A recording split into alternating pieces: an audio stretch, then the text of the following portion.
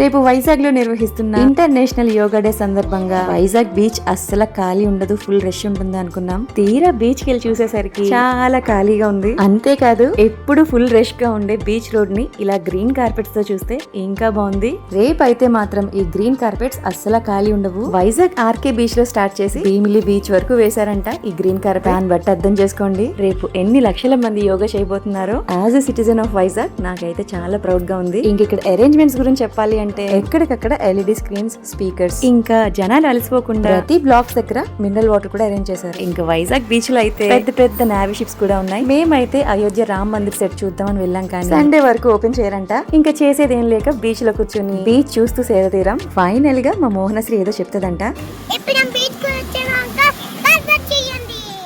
Beach కి వచ్చినందుకు subscribe చేయండి.